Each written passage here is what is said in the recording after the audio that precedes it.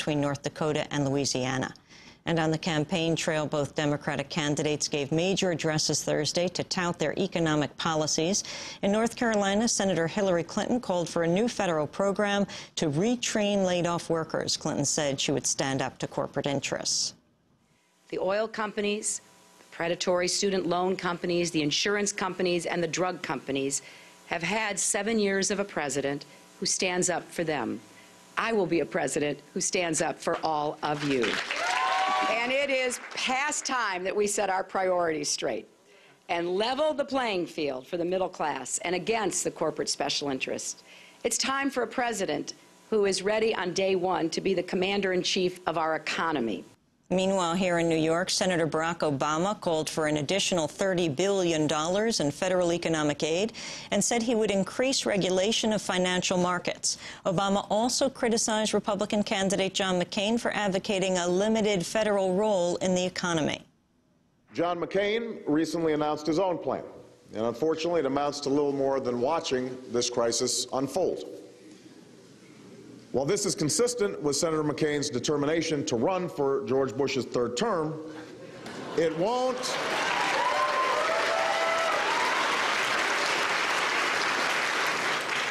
help families that are suffering, and it won't help lift our economy out of recession.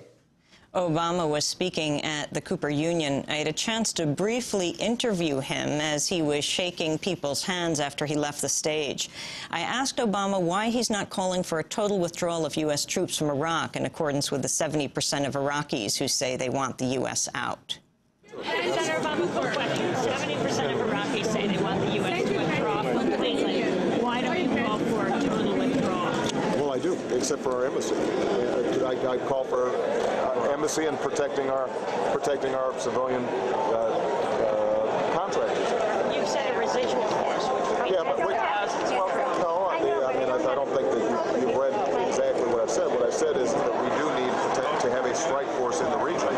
It doesn't necessarily have to be in Iraq. It could be in Kuwait or other places.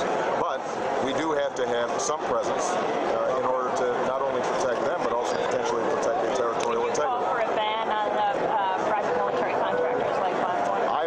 I'm the one who sponsored the bill that called for the investigation of Blackwater and those folks. But would you support the Sanders one now? Well done. Here's the problem. We have 140,000 private contractors right there. So unless we want to replace all of or a big chunk of those with U.S. troops, we can't draw down the contractors faster than we can draw down our troops. So what I want to do is I want them out in the same way that we make sure that we draw out our own combat troops. All right? I don't want to replace those contractors with more U.S. troops because we don't have them. All right? But this was a speech about the economy.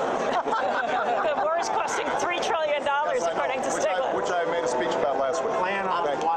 That was Senator Barack Obama at the Cooper Union in New York. And those are some of the headlines. This is Democracy Now!, democracynow.org, The War and Peace Report.